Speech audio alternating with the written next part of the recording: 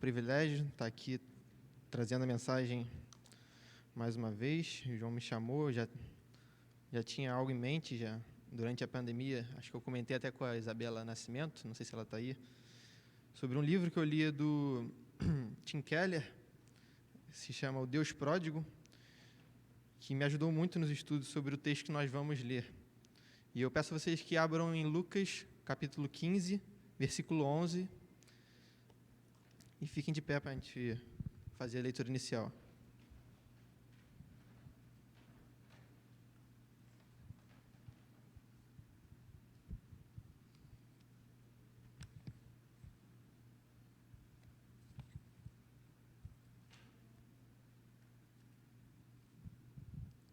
Todos acharam?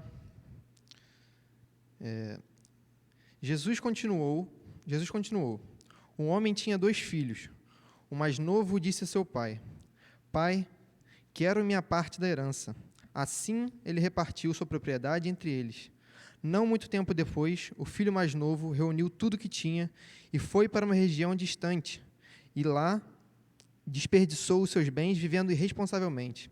Depois de ter gasto tudo, houve uma grande fome em toda aquela região, e ele começou a passar necessidade.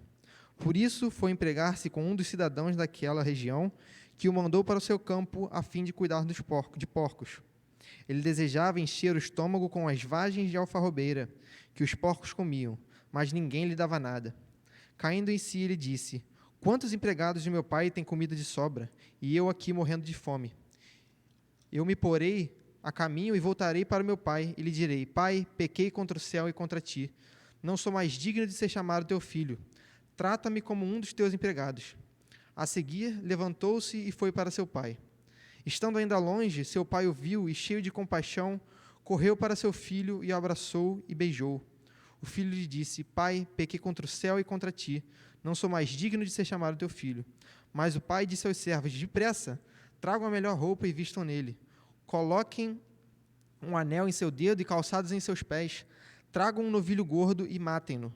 Vamos fazer uma festa e alegrar-nos, pois este meu filho estava morto e voltou à vida, estava perdido e foi achado. E começaram a festejar o seu regresso. Enquanto isso, o filho mais velho estava no campo. Quando se aproximou da casa, ouviu a música e a dança. Então chamou um dos seus servos e perguntou-lhe o que estava acontecendo.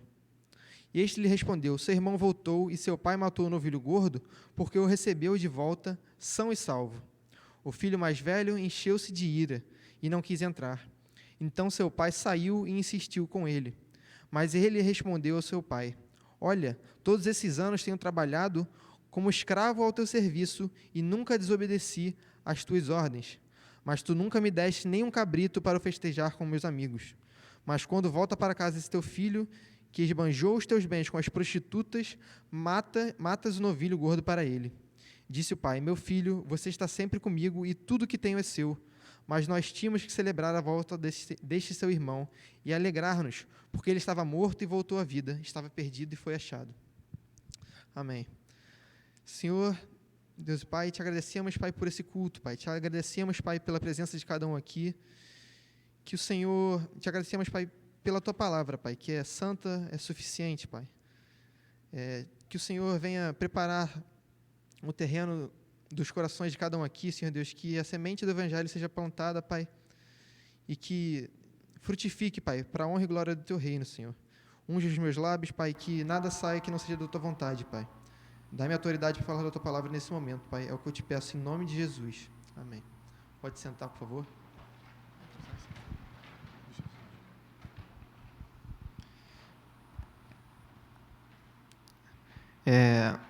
Nossa, está um pouco mais alto. Vocês já pararam para pensar que muitas vezes as coisas dão errado, não porque a nossa ideia não é boa ou porque o nosso desejo é errado, mas porque talvez falta intensidade nesses desejos, nessas ideias. Como, por exemplo, um jogador de futebol. Alguma pessoa que quer ser jogador de futebol, mas ela não se dedica e não treina o suficiente para que isso aconteça. Ou então um concurso ou uma prova que você quer fazer, que você quer passar, mas você não estuda o suficiente. Ou até mesmo algo parecido com um hobby, como, por exemplo, a música. Algo em que você quer se aperfeiçoar, mas faltou intensidade no seu desejo para que fosse realmente prazeroso estudar e praticar. Deixando isso um pouco de lado e entrando no texto, eu queria que a gente fosse, antes da parábola, no versículo 1º e 2º, para entender o contexto do que estava acontecendo ali, para quem Jesus estava falando aquelas palavras. Então, eu vou ler aqui o versículo 1º e 2º. Todos os publicanos e pecadores estavam se reunindo para ouvi-lo, mas os fariseus e os mestres da lei o criticavam. Este homem recebe pecadores e come com eles. Aqui, nós temos dois grupos de pessoas. Primeiro, os publicanos e pecadores. Esses eram vistos como... os publicanos eram aqueles que cobravam impostos da sociedade e eram vistos como pessoas corruptas, muito parecido com os políticos do nosso dia de hoje. E esses vão ser representados pelo filho mais novo na parábola. Esses publicanos e pecadores são representados pelo filho mais novo na parábola do filho perdido. E outro grupo de pessoas está no versículo 2. Mas os fariseus e os mestres da lei o criticavam. Esse grupo eram aqueles que ensinavam e pregavam a lei que estava presente no Pentateuco, e esse grupo vai ser representado pelo filho mais velho na parábola do filho perdido.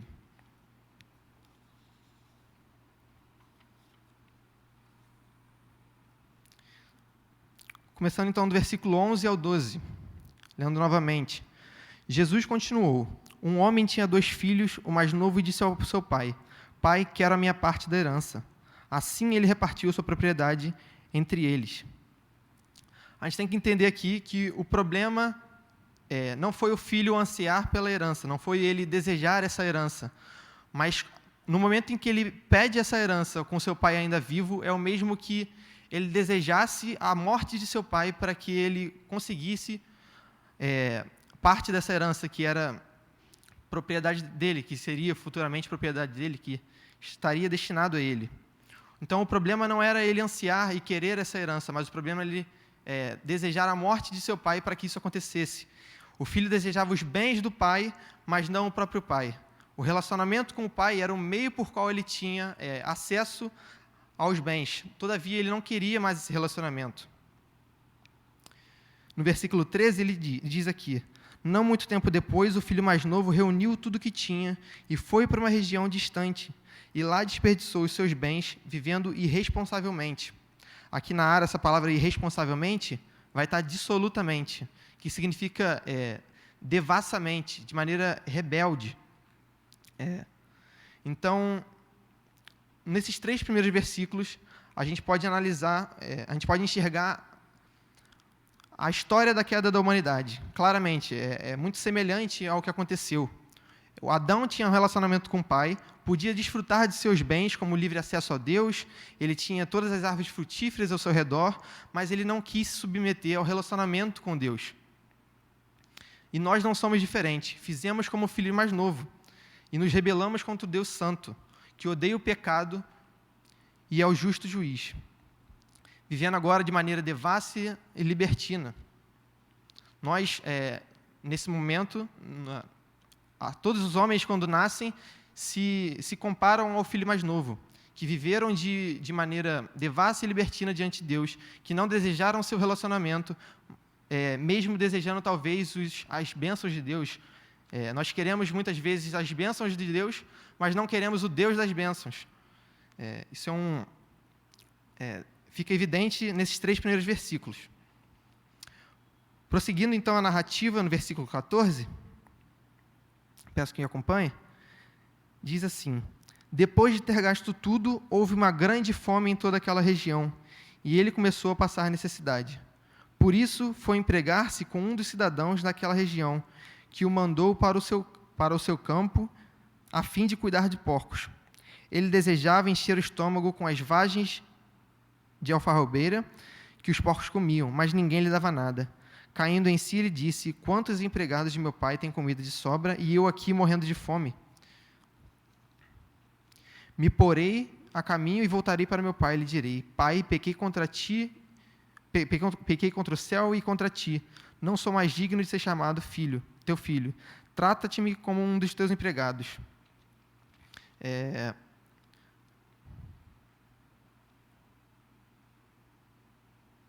Ali, o filho mais novo, dá para perceber nas suas palavras que ele possui um sentimento de insatisfação. Ele pediu tudo o que era devido a ele, da sua herança, da sua parte, e foi viver buscando a felicidade, buscando o seu querer, buscando ser feliz nas coisas que ele gastava o seu dinheiro, a sua herança. E quando eu li esse trecho, eu só consegui pensar nesse sentimento de insatisfação do filho mais novo. Ele gastou tudo o que tinha, provavelmente imaginando que encontraria felicidade e alegria. Lembro-me de Salomão, que tentou se satisfazer das mais diversas formas, ele se deitou com 1000 mulheres, tinha uma riqueza enorme e uma sabedoria que era invejável diante das outras pessoas. E mesmo assim ele dizia, tudo sob o céu é vaidade. Tudo se repete, não há sentido nenhum na vida debaixo do sol. Como eu disse na nossa introdução, o problema às vezes não é o problema às vezes não é o nosso desejo, não é o nosso querer, mas a intensidade com que fazemos isso. E esse também era o problema do filho mais novo. Ele queria buscar a felicidade, mas ele não buscou com intensidade. E, por isso, ele parou na etapa ali de que felicidade para ele seria, talvez, gastar o seu dinheiro com meretrizes e prostitutas. Se ele provavelmente buscasse com intensidade, ele encontraria essa felicidade na fonte, que é em Deus.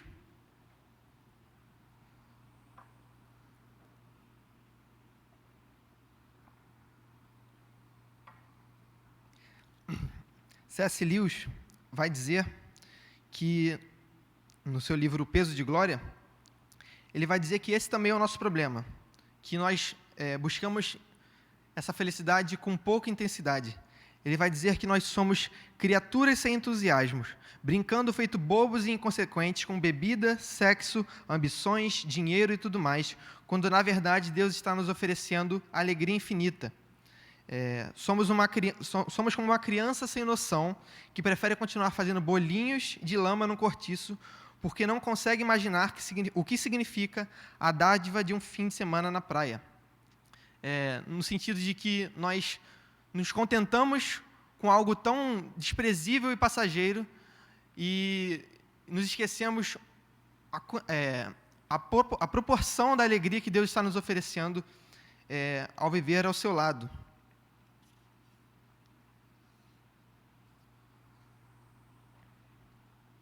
Mas um erro que nós cometemos, às vezes, ao ler essa passagem, essa parábola, é que nós achamos que existe apenas uma pessoa que está errada na história. Que existe apenas uma pessoa que se está afundando em suas decisões e em suas atitudes. E nós esquecemos que o filho mais velho está tão errado quanto o filho mais novo. Eu queria pular essa parte em que o pai recebe o filho por esse momento, depois nós voltaremos nessa parte, para nós focarmos também nos erros do filho mais velho. Queria que vocês fossem comigo no versículo 25, que diz assim: Enquanto isso, o filho mais velho estava no campo, quando se aproximou da casa, ouviu a música e a dança. Então chamou um dos seus servos e perguntou-lhe o que estava acontecendo. Este lhe respondeu: seu irmão voltou e seu pai matou o novilho gordo, porque o recebeu de volta são e salvo. O filho mais velho encheu-se de ira e não quis entrar, mas seu pai saiu e insistiu com ele. Mas ele respondeu ao seu pai: olha, todos esses anos tenho trabalhado como um escravo ao teu serviço e nunca desobedeci às tuas ordens, mas tu nunca me destes nem um cabrito para eu festejar com meus amigos. O primeiro erro que a gente pode perceber na atitude do irmão mais velho é fazer com que o pai dele vá atrás dele buscar durante uma festa. Naquela época, era uma vergonha para o anfitrião da casa sair da sua casa, onde estava sendo celebrada a festa, ele ter que sair, seja lá por qual motivo, talvez, ainda mais como um motivo tão banal como a ira do seu filho mais velho. Então, o primeiro erro do irmão mais velho é fazer com que o anfitrião da casa, o anfitrião da festa, saia para ir buscar ele. E no versículo 29, ele diz: olha, todos esses anos tenho trabalhado como um escravo ao teu serviço e nunca desobedeci às tuas ordens, mas tu nunca me deste nenhum cabrito para festejar com meus amigos. A atitude do irmão mais velho em relação ao seu filho mais novo, ao seu irmão mais novo, é semelhante à do fariseu nos primeiros versículos. Voltando só para lembrar a gente, que diz assim, os fariseus: todos os publicanos e pecadores estavam se reunindo para ouvi-lo, mas os fariseus e os mestres da lei o criticavam. Então, a atitude do filho mais velho é muito semelhante à atitude desses fariseus que estavam ouvindo Jesus. Ele criticava o filho criticava Jesus por talvez estar dando uma atenção aos publicanos e pecadores. E a mesma coisa do irmão mais velho. Ele criticava o pai por estar recebendo de volta o filho mais novo. Ele diz assim ainda, há tantos anos, no versículo 29 ainda, todos esses anos tenho trabalhado como um escravo ao teu serviço e nunca desobedeci às tuas ordens. Essa fala demonstra o sentimento que ele tinha ao obedecer o pai dele. Isso mostra como ele enxergava esse relacionamento com o pai. Ele achava que se fizesse algo, receberia algo em troca obrigatoriamente. Muitas vezes o pastor Roberto dá o exemplo de que às vezes nós queremos colocar Deus na parede para querer tudo que nós desejamos, somente porque talvez nós vimos a igreja todo final de semana, domingo após domingo, e achamos que por isso temos direito de cobrar algo de Deus. Piper, em seu livro, ele vai dizer assim: se alguém vê a Deus por dever, oferecendo a ele a recompensa de sua companhia, ao invés de ter sede da companhia de Deus, essa pessoa estará exaltando a si mesma acima de Deus, como um tipo de doador ou benfeitor, e mostrando Deus como alguém dependente de nós. A atitude do irmão mais velho é ao contrário do que deveria ser. Ele coloca Deus como dependente das suas atitudes, ao invés de ele ser dependente da atitude de seu pai. No versículo 30, ele ainda fala assim: mas quando volta para casa esse teu filho, olha o termo que ele usa, esse teu filho, ele sequer consegue chamar o seu irmão mais novo de irmão. Ele se refere ao pai chamando este teu filho, para demonstrar a ira que ele está sentindo pelo seu irmão. Mas o seu pai, na sua resposta, ele diz: meu filho, você está sempre comigo e tudo que eu tenho é teu, mas nós tínhamos que celebrar a volta deste teu irmão. Ele fala da mesma maneira para tentar lembrar ao filho mais velho que, apesar dos erros do irmão mais novo, ele continua sendo irmão, os dois continuam na mesma condição.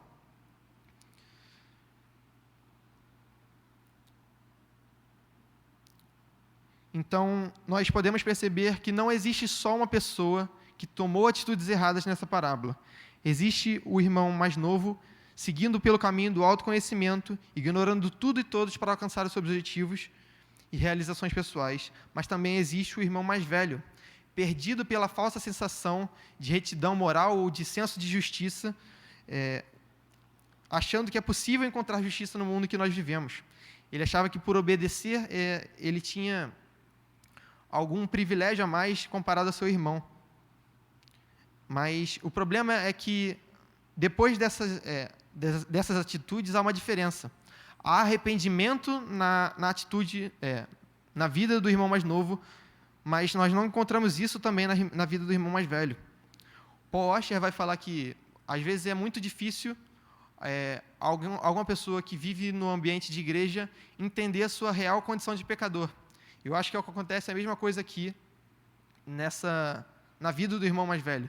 Por ele estar sempre obedecendo a Deus, por ele estar sempre servindo a Ele, talvez até com excelência, ele acha que ele foge dessa condição de pecador. Paul Washer dá um exemplo que é assim: se eu balançasse uma chave, vocês sentiriam alegria ao ouvir o barulho dessa chave? Não faz sentido nenhum você sentir alegria ouvindo o barulho dessa chave. Mas se você ouvisse o barulho dessa chave, estando preso numa masmorra ou numa prisão, será que a sua reação seria a mesma ou será que você se alegraria ao ouvir o som dessa chave? Porque muitas vezes, por estarmos no ambiente da igreja, a Camila falou também isso no seu estudo, muitas vezes por nós vivermos no ambiente cristão, desde que nascemos, nós achamos que nós fugimos dessa realidade de pecador. Nós fugimos dessa condição de miserável e merecedor de inferno e morte. E, tendo olhado a reação as atitudes desse irmão mais velho, eu te pergunto, como o seu irmão mais velho nem considerava mais o seu irmão como irmão, visto que ele falava, este teu filho, eu te pergunto se você tem orado por irmãos que acabaram de chegar na igreja ou aqueles que se afastaram, que acabaram de conhecer o Evangelho, ou então você simplesmente os olha com um olhar de desprezo, porque eles são tão pecadores que certamente Deus não os salvará.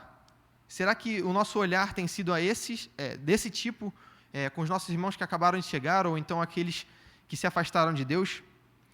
Você tem buscado a Deus com todo o seu coração dia após dia, ou tem se apoiado no seu senso de moral como irmão mais velho? Talvez você não se identifique como irmão mais novo, que mesmo que você tenha que se identificar em algum ponto da sua vida, talvez nesse momento agora você não se identifique com o irmão mais novo. Mas será que você não tem agido como o irmão mais velho? Será que a nossa igreja, os nossos bancos não estão empecheados, irmãos mais velhos, olhando para as pessoas do mundo com desprezo?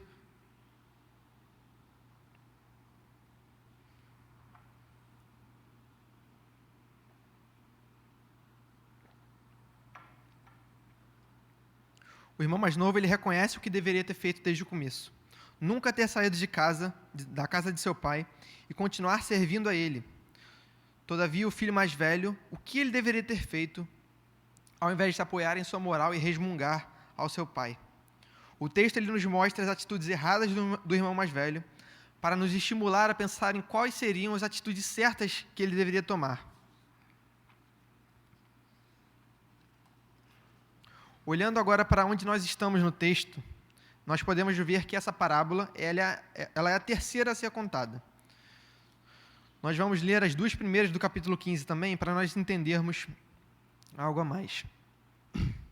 A primeira parábola é a parábola da moeda perdida. E diz assim, a parábola da ovelha perdida. E diz assim, então Jesus lhe contou esta parábola. Qual de vocês, que possuindo 100 ovelhas, e perdendo uma, não deixa as 99 no campo, e vai atrás da ovelha perdida, até encontrá-la. E quando a encontra, coloca alegremente nos ombros, e vai para casa.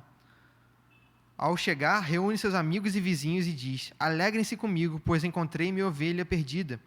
Eu lhes digo que da mesma forma haverá mais alegria no céu por um pecador que se arrepende do que por 99 justos que não precisam se arrepender.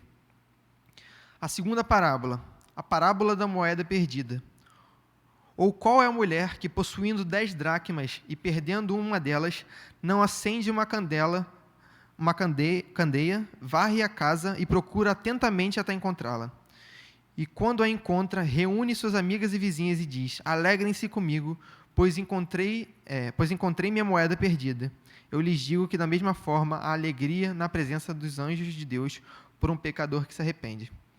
Então, a primeira parábola é a parábola da ovelha perdida. Nela, um homem possuía 100 ovelhas.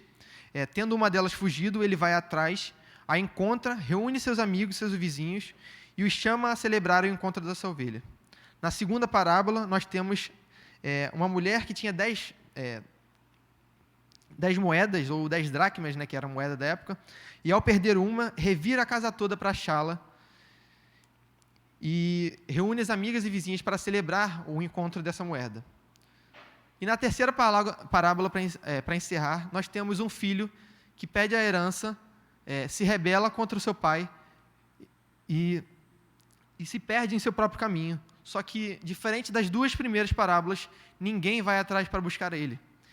Nós vemos que na primeira o homem foi atrás da sua ovelha, na segunda a mulher foi atrás da moeda, mas na terceira ninguém vai em busca do filho mais novo.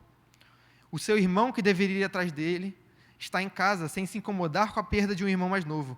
Aliás, ele nem o considera como irmão mais novo, como nós vimos. O papel, como eu disse, o texto nos mostra as atitudes erradas do irmão mais velho, para nós pensarmos o que ele deveria ter feito. O irmão mais velho, com certeza, deveria buscar seu irmão, se preciso até mesmo atravessar a fronteira e mudar de país para ir atrás desse irmão. Dar o máximo de si para que ele retornasse à casa de seu pai. Mas nós sabemos que ele não fez isso. O texto nos induz a pensar em um exemplo de irmão mais velho. E nós sabemos que irmão mais velho é esse. Talvez ele não esteja presente aqui no texto, mas nós sabemos que existe um irmão mais velho em nossas vidas, que ele vai atrás do seu irmão mais novo. Só que ele não, ao invés de atravessar fronteiras e mudar de países, ele desce do céu e vem até a terra para nos buscar. Nós sabemos que irmão é esse. Nós sabemos que é Cristo Jesus, o nosso irmão mais velho. Diferentemente dessa parábola, nós podemos nos alegrar, mesmo sendo miseráveis pecadores, merecedores da ira, porque nós temos um verdadeiro irmão mais velho, que não mediu esforços para nos buscar, que não cruzou fronteiras, mas sim desceu do céu, se despojou de toda a sua glória e majestade e veio em humildade atrás de nós, com graça e misericórdia. Vendo que não era possível que nós escapássemos da ira de Deus, ele veio para tomar o cálice da ira, para que nós pudéssemos tomar o cálice da bênção, o cálice da salvação de Deus. Nós temos um verdadeiro irmão mais velho que se chama Cristo. Louvado seja o seu nome.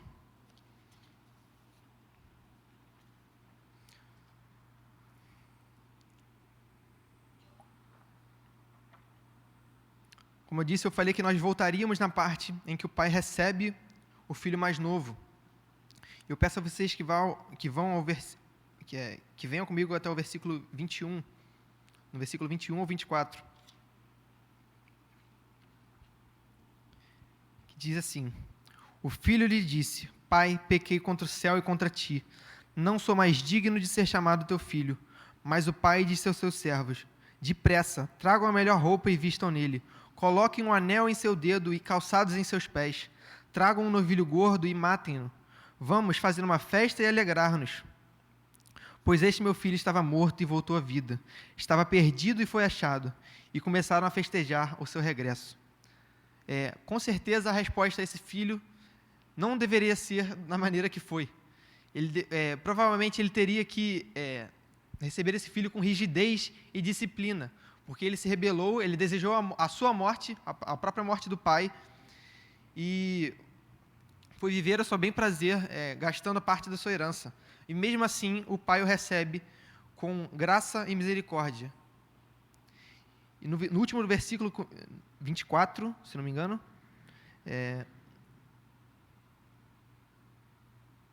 22. Não, desculpa, 23 mesmo. Tragam um novilho gordo e matem-o. Vamos fazer uma festa e alegrar-nos. Vocês percebem que a reação do pai é a mesma reação das duas primeiras parábolas. Vamos fazer uma festa e vamos alegrar, reunir amigos e vizinhos. Para nós entendermos como essas três parábolas estão linkadas, né? Na primeira parábola, no versículo 6, diz assim: vai para casa e, ao chegar, reúne seus amigos e vizinhos e diz: alegrem-se comigo, pois encontrei minha ovelha perdida. E no versículo 9 diz: e quando a encontra, reúne seus amigos e vizinhas e diz: alegrem-se comigo, pois eu encontrei minha moeda perdida. A mesma é a reação do pai ao encontrar o seu filho perdido. Ele se alegra e deseja celebrar esse encontro do seu filho, porque uma vez que ele estava perdido, uma vez que ele estava morto, agora ele está vivo diante dele. Mas você pode estar pensando, foi só isso? O pai simplesmente perdoou todas as dívidas, os erros de seu filho, passou a mão na sua cabeça e não teve nenhum preço? Não foi só isso, irmãos. Toda essa celebração teve um preço. Por mais que o pai quisesse celebrar um banquete com o filho novamente, ele precisava sacrificar algum de seus bens para que isso fosse possível. E voltando aqui no texto, nós vemos o seguinte: tragam um novilho gordo e matem-no. Nós vamos fazer uma festa e alegrar-nos. Então ele sacrifica o seu novilho cevado, como diz na versão Ara, aqui diz novilho gordo, que significa um bezerro cheio e gordo, nutrido com alimentos e cuidados especiais. Então, o castigo que era devido ao filho recai sobre aquele novilho que foi cuidado tinha cuidados especiais. O castigo que era devido ao filho recaiu sobre o novilho, para que ele pudesse ter um relacionamento novamente, para que eles pudessem celebrar junto novamente, participar da mesa juntos. A ira do pai que deveria recair sobre o filho, por ter se rebelado, é tomada pelo novilho cevado, pelo novilho gordo, possibilitando assim a reconciliação do pai com o filho, fazendo com que o filho possa retornar ao pai e a participar da mesa junto com ele. E não é possível que nós não nos lembramos de Cristo Jesus ao ouvir isso. O castigo que estava sobre nós foi derramado, colocado sobre os ombros de Cristo Jesus. O bezerro especial, aquele que satisfaz por completo a ira de Deus, para que nós tivéssemos a chance de nos reencontrar com o nosso Pai. Uma vez que nós vivíamos de maneira dissoluta, como irmão mais novo, rebelde diante de Deus, de maneira devassa, Deus não podia simplesmente passar a mão sobre a nossa cabeça e nos perdoar. Ele é justo e não pode negar a sua própria justiça. Esse é o maior dilema da Bíblia. Como um Deus justo pode perdoar pecadores? Por isso que ele entrega o seu filho a nós. Ele entrega o seu filho para que toda a ira que era destinada a nós recaísse sobre esse filho e nós nos tornássemos justos diante dele. Nós nos tornássemos capazes de retornar à mesa com o Pai, a celebrar com ele o sacrifício de Cristo, como nós fazemos aqui domingo, manhã após manhã.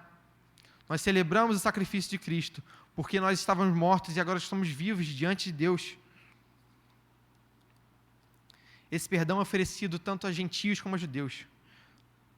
No versículo 26... Desculpa.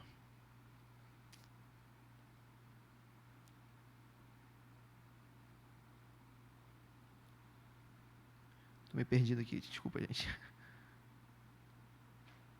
No versículo 26 diz assim o pai: então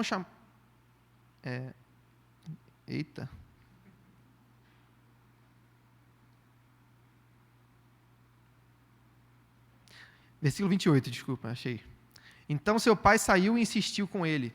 Nós podemos ver que essa salvação ela é oferecida tanto a gentios como judeus. Na versão Ara vai falar, então seu pai saiu e tentou conciliá-lo. Esse perdão é oferecido tanto a gentios como a judeus, tanto a filhos mais velhos como a filhos mais novos. Qual é a sua resposta diante da oferta do perdão de Deus oferecido em Cristo? Você tem se arrependido genuinamente, com gratidão ao Pai como filho mais novo? Ou você tem sido arrogante? Você tem tentado se auto-justificar e buscar a salvação pela força do seu próprio braço. Por mais que não haja força nenhuma no seu braço, você tenta alcançar a salvação por meio das suas obras. Qual tem sido a sua reação diante da oferta do perdão de Deus em Cristo Jesus? Como eu disse, talvez você não se enxergue como filho mais novo nesse momento. Graças a Deus por isso. Então, porque significa que pelo menos você se arrependeu e você chegou até aqui. Mas será que nós não temos agido como muitos irmãos, muito parecido com esse irmão mais velho? Em arrogância, em suas palavras, com aqueles que chegaram agora? Ou tentando se justificar diante de Deus por meio das suas obras? Ou seja caridade, ou qualquer ministério que você esteja? Será que você tem tentado alcançar a salvação por meio de um ministério que você esteja participando? Por você cantar, ou por você pregar, ou ensinar, ou cuidar do estacionamento? Qual tem sido a sua motivação para chegar até Cristo? Você tem chegado a Ele com arrependimento genuíno, com humildade? Ou você tem chegado a Ele com arrogância e soberba nos seus olhares, nas suas palavras? Feche seus olhos.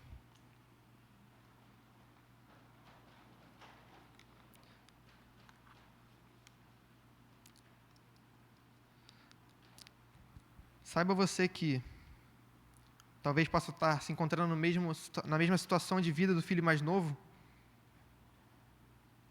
que o caminho para a nossa salvação não é nós simplesmente obedecermos cegamente a Deus sem nenhum propósito, mas é crer em Cristo Jesus, crer que Ele sofreu toda a ira que estava destinada a nós,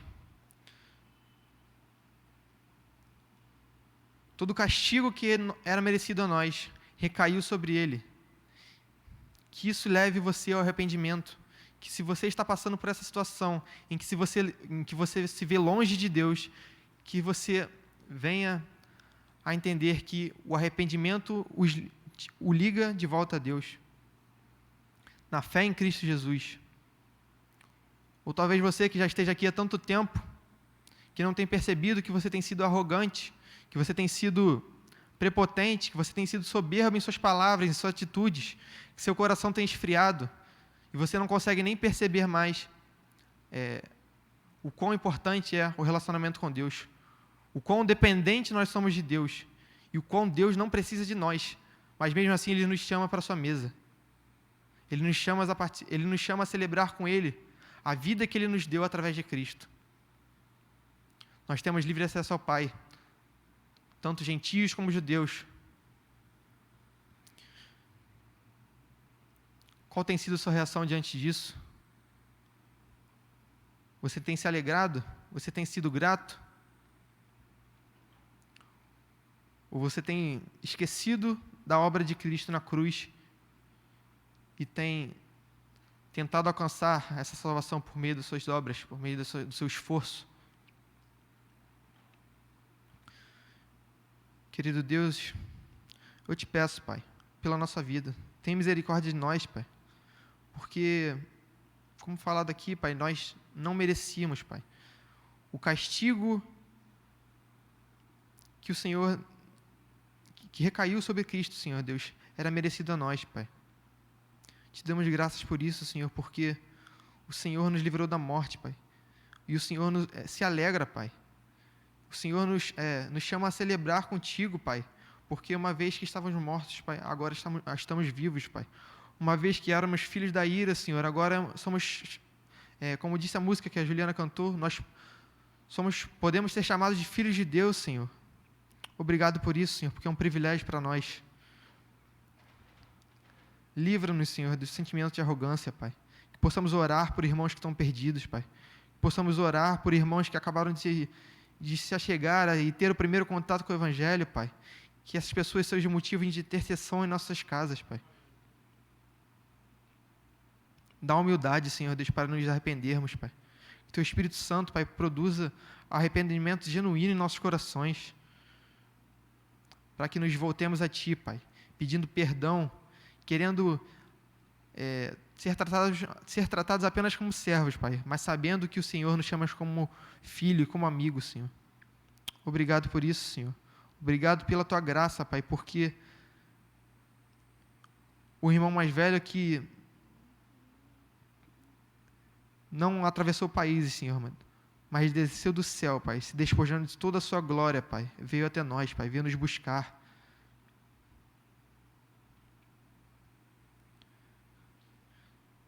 Obrigado pelo preço que foi pago, Pai. Um preço que para nós foi de graça, Pai, mas para Tu, Senhor, foi o Teu próprio Filho, Pai. O Senhor esmagou o Seu próprio Filho naquela cruz, para que nós pudéssemos ter novamente um relacionamento contigo, Pai. E somos gratos por isso, Senhor. Em nome de Jesus, Pai. Que essa mensagem venha a produzir humildade em nossos corações, Pai. Arrependimento constante, Pai. Porque mesmo nos arrependendo, nós voltamos à lama, Pai. Nós voltamos aos mesmos pecados, Pai. Que nós possamos nos afastar disso de uma vez por todas, Pai. Que o Teu Espírito Santo mortifique a nossa carne, Pai, de uma vez por todas. Porque a natureza pecaminosa ainda habita em nós, Pai. Por mais que exista um novo homem dentro de nós, Pai, essa natureza nos perturba, Pai. Mortifica essa natureza, Pai. E que todo novo homem, Senhor, toda a natureza do novo homem venha se manifestar em nós. Perdoa os nossos pecados, Pai. Perdoa as nossas falhas, Pai, porque nos rebelamos contra Ti. Vivemos de maneira devassa, de maneira dissoluta, irresponsável diante de Ti, Pai. Perdoa-nos, Pai. Em nome de Jesus, é o que eu oro. Amém.